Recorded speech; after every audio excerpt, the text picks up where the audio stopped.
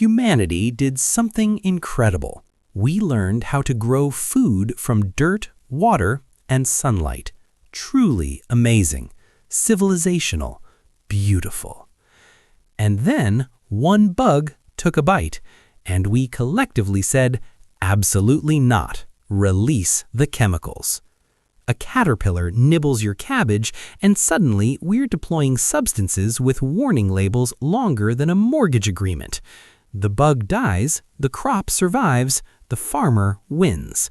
And then, because humans are unmatched in creative self-sabotage, he eats the chemically defended plant himself, because apparently the official strategy is, Step 1, poison the food, Step 2, rinse it emotionally, Step 3, call it safe.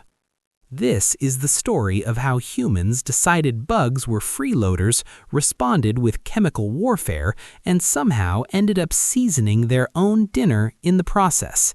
If you've ever eaten a shiny apple and thought, wow, nature is amazing, just know nature did not make it look like that alone. A lot of chemistry graduated with honors on that apple.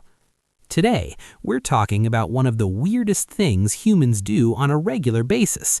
We put dangerous chemicals on food to stop animals from eating it, and then eat it ourselves, like that makes perfect sense. Because if a chemical is too dangerous for a bug, naturally the next step is lunch. To be fair, pests are a real problem. Insects, fungi, and weeds destroy huge amounts of crops every year. Farmers are not making this up. This is not a theatrical complaint. This is economics. So yes, bugs are destructive. They don't care about harvest season, debt, school fees, or the farmer's blood pressure. They arrive hungry, uninvited, and deeply committed to unemployment.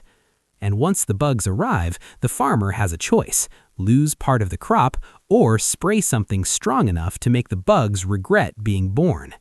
Enter the chemical industry, with its warm smile, polished brochures, and deeply comforting message. Don't worry, farmer, this poison is the good kind. And to be honest, of course he takes it, because when your harvest is collapsing, you're not asking philosophical questions. You're asking, will this save my crop before my bank account flatlines? And the chemical works very well. Honestly, too well. That's usually the first clue. You know you're making excellent life choices when the bottle basically says, do not touch, inhale, spill, expose, swallow, misuse, or exist too near this product, and your response is, great, put it on the lettuce.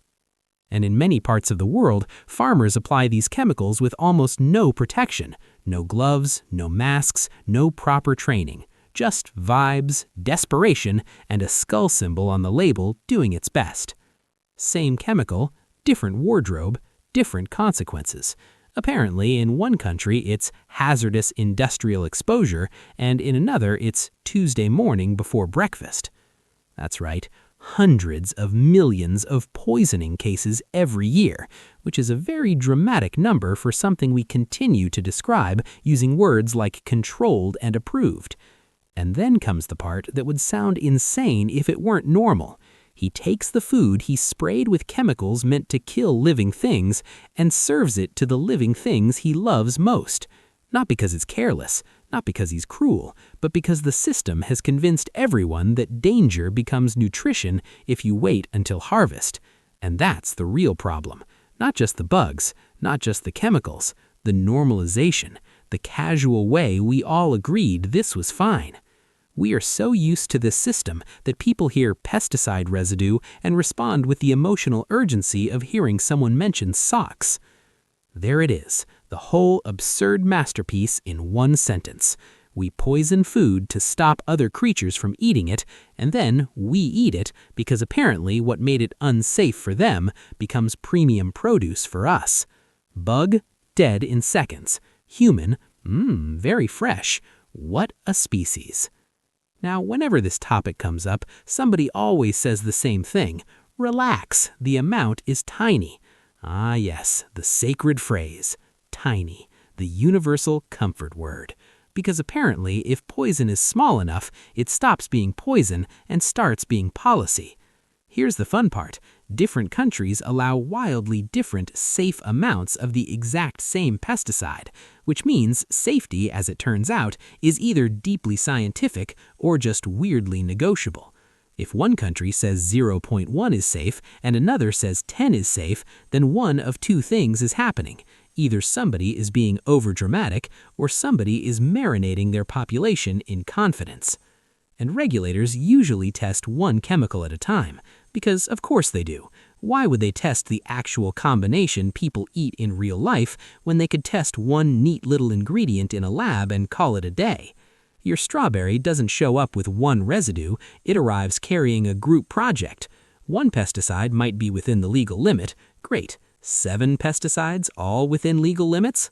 Also apparently fine, because if each guest behaves individually, surely the party won't destroy the house. And while we're busy debating what counts as a tiny amount for humans, bees are out here getting obliterated for free. Bees pollinate huge portions of our food supply. They are unpaid agricultural workers holding the ecosystem together with wings. So naturally, we exposed them to neurotoxins. We are literally poisoning the staff and then acting surprised production is slowing down. The bugs are not the whole problem. The chemicals are not the whole problem. The real problem is that humans built a system so absurd, so normalized, so commercially polished that poisoning food now sounds reasonable. Now let's talk about what happens at night, because the spray job ends, the consequences don't. This is where the irony becomes personal. He sprays the field in the morning, he eats from the field at night. That's not farm to table, that's spray to stomach. And the children eat too, because of course they do. Kids are told to eat more fruits and vegetables, which is good advice, but nobody adds the awkward little footnote, hope you enjoy the micronutrients with a side of regulatory optimism.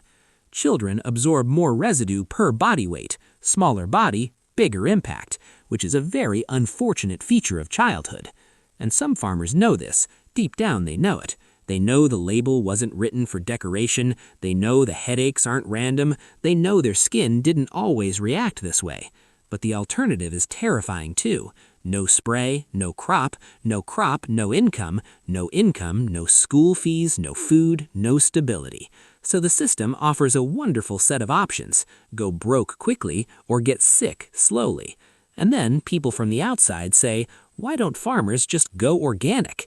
Ah yes, why doesn't a financially pressured farmer facing pest losses, debt, market competition, certification costs, and unstable weather simply become more expensive overnight? Brilliant, revolutionary, Nobel Prize incoming. And while all this is happening, the bugs are evolving because unlike humans, they take feedback seriously. Over time, pests develop resistance, so now the old chemical doesn't work as well, which means more spraying, stronger spraying, more frequent spraying. Humanity invented a treadmill and handed it to farmers with a bill attached. So the night ends the same way the morning began, with worry about the crop, about the chemicals, about the body, about the future. And tomorrow, we do it all again. Because apparently, this is what food security looks like now. And we're just getting started. All right, the food has left the farm. The chemicals came with it. Now it enters its next natural habitat, the grocery store. Bright lights, clean shelves, soft music. Capitalism's little spa treatment for contaminated produce. This is where chemistry puts on makeup and pretends to be freshness. Shiny apples, flawless grapes, strawberries so red they look photoshopped by nature itself. And because we're all visual creatures with the survival instincts of a shopping cart, we assume the prettier fruit is the safer fruit, naturally, because danger has never once come in attractive packaging. Here's the problem. Some pesticides stay on the surface. Great, washable. Annoying but manageable. Other pesticides are systemic, which means the plant absorbs them into its tissues, into the stem, into the leaves, into the fruit, into the part you call lunch. So now you get home and do what every responsible person does. You wash the produce with confidence, determination, and the emotional belief that water can undo industrial chemistry. Washing helps. It does, let's be fair, but it does not magically remove pesticides that are literally inside the structure of the plant. You are cleaning the walls while ignoring the plumbing. This is where a lot of people get emotionally attached to rinsing, because rinsing feels like control, and humans love rituals that look productive. That's why we own treadmills and unread self-help books. So, you eat it. Tiny amount, tiny bite, tiny dose. No dramatic music, no immediate collapse, which is exactly why people ignore it. Because the danger isn't usually one apple. It's one apple plus another apple plus spinach plus strawberries plus wheat plus grapes plus years of cheerful repetition. Humanity loves the phrase only a tiny amount today, a tiny amount tomorrow, a tiny amount every day for 30 years, and suddenly your body has been running a low-budget toxic subscription service you never signed up for. And then comes parenting. You pack fruit in the lunchbox because you're trying to do the right thing, which you are, but modern food systems have made doing the right thing feel like solving a chemistry puzzle before 7 a.m. Here, sweet child, have vitamins, fiber, hydration, antioxidants, and whatever regulatory committee decided was probably not too much fungicide. Strawberries often top the contamination lists. Spinach shows up like it's collecting loyalty points. Grapes, tiny little chemical balloons. Apples, polished optimism. Then people say, just buy organic. Right, of course. Let me simply double my grocery bill in this thriving, affordable economy where everyone is clearly one paycheck away from a vineyard estate. That's one of the cruelest jokes in the system. The less contaminated option often costs more. So now safety is a luxury upgrade, like legroom or healthcare. So families do the math. Rent, transport, school fees, electricity, food. And guess what loses? The premium strawberry morality test. Not because they don't care, because they live on Earth, the one with bills. And the labels don't help. Natural, farm fresh, garden style. Those phrases mean absolutely nothing. A product can practically arrive in a chemical limousine and still call itself natural, because marketing is just lying with better fonts. If poison were a burlap label and used a leaf icon, half the population would call it wholesome. So what do you actually do? Not panic, not give up, not replace fruit with biscuits and say, well, at least these are honest. You make smarter choices where you can. Practical beats perfect, every single time. We are not chasing purity. We are reducing nonsense. Because if the system insists on making food weird, the least we can do is stop being casual about it. And remember, shiny does not mean safe. It just means somebody worked very hard on the cover art. Now let's talk about the advanced traps, because the chemical isn't working alone. It has friends, bureaucratic friends, corporate friends, branding friends. The whole gang showed up. First trap, safe levels. This is where officials tell you the residue on your food is below the legal threshold, which is meant to comfort you and not at all make you wonder why poison thresholds had to be invented for lunch in the first place. And these thresholds vary wildly by country, which is fascinating because apparently chemistry changes its personality depending on your passport. If one country says a residue level is dangerous and another says it's acceptable, then somebody is guessing in a lab coat. Second trap, the cocktail effect. Regulators often test chemicals one at a time. Real life does not. Real life hands you a strawberry carrying 8 residues and says, don't worry, each one individually had paperwork. Your body does not process these chemicals in neat little legal categories. It gets the full buffet. Breakfast says hello to lunch, lunch meets dinner, and your liver gets to host the conference. We created food regulations because humans repeatedly proved they cannot be trusted around profit. History is full of people putting chalk in bread, formaldehyde in milk, and lead in things that should never meet a mouth. So yes, regulations matter, but regulations are not magic. They are paperwork with ambition. They only work when testing is independent, enforcement is serious, and companies are not writing tomorrow's policy during today's lunch meeting. And then we have the revolving door. Regulator today, industry consultant tomorrow. Totally fine. Absolutely no weird incentives there, just one big happy family deciding how much poison qualifies as manageable. And finally, marketing, the art of making contamination look pastoral. Chemical companies don't sell poison, they sell productivity, they sell protection, they sell the dream of flawless crops and stable yields, while quietly placing the health bill on everyone else. Because the brochure never shows the dead pollinators, the irritated skin, the contaminated runoff, or the farmer mixing concentrate with bare hands while the label screams in 6-point font. Let's roast ourselves for a second, too. Consumers helped build this monster. We demand perfect fruit, symmetrical apples, spotless tomatoes, cucumbers with main character energy. We say we care about health, but we also reject a carrot for having personality. So farmers spray to meet cosmetic standards, because apparently the real emergency is a slightly imperfect peach. And the biggest trap of all, delay. These effects don't usually happen like cartoon poison. You don't eat one grape and collapse onto the floor clutching your values. The damage is often slow, quiet, cumulative. So people disconnect cause from effect. The food was years ago. The diagnosis is today. The dots feel too far apart, and industry loves distance. Distance is where accountability goes to retire. You don't need to become paranoid. You need to become less gullible. There's a difference, because the system depends on one thing more than chemicals: your willingness to stop asking questions after the word approved. So now you know the traps: shifting safe levels, chemical cocktails, flexible regulation, polished marketing, cosmetic obsession, and delayed consequences. In other words, the modern food system is not one bad decision, it's a relay race of them.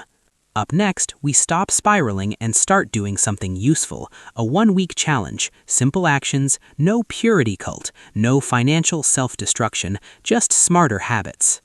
All right, enough existential seasoning. Let's do something practical, because the goal here is not to panic, move into the forest, and start interrogating blueberries one by one. The goal is to lower exposure in ways normal people can actually sustain. You do not need perfection. You need better defaults. Tiny changes, repeated often. That's how adults survive systems they didn't design. Day 1, memorize the dirty dozen. These are the produce items that usually carry the highest pesticide residue. Strawberries, spinach, grapes, apples, peppers, the usual overachievers. Think of it as the VIP list. Very infested produce.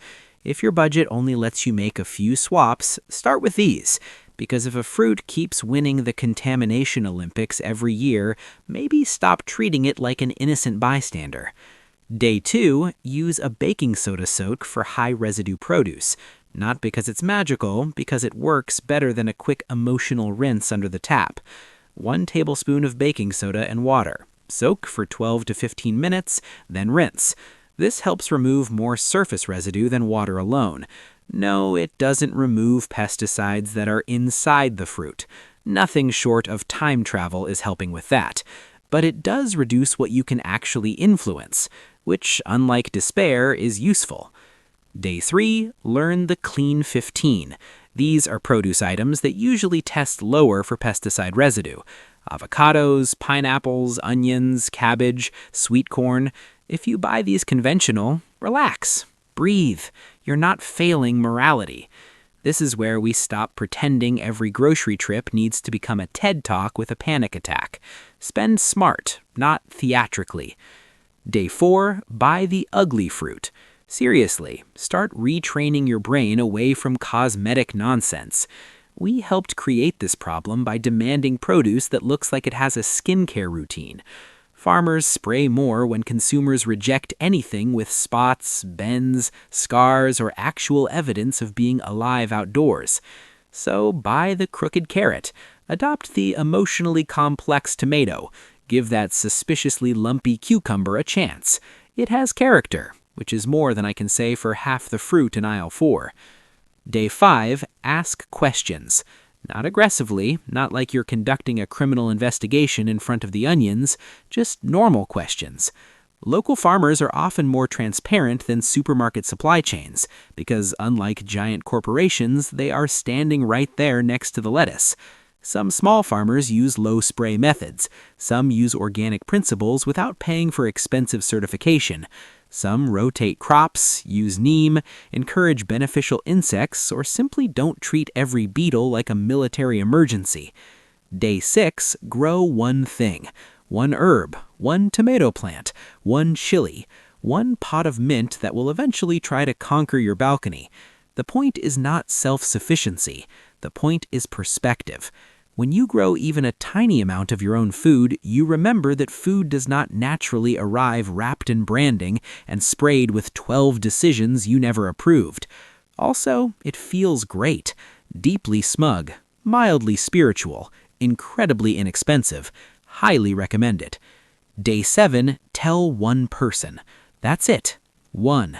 Not in a dramatic apocalypse voice, just casually. Hey, did you know strawberries often carry multiple pesticide residues? And just like that, you've done more public health communication than half the labels in the produce section. Awareness spreads through ordinary conversations. Not everyone is going to read toxicology reports for fun. Some people need a friend to ruin grapes for them first. There, 7 habits. Not perfect, not radical, just practical, because no one needs a purity complex over peaches. You need a system for making better decisions with the money, time, and sanity you actually have. Remember, reducing exposure is not the same as eliminating risk. We're not pretending one basil plant and a bowl of baking soda water can overthrow industrial agriculture.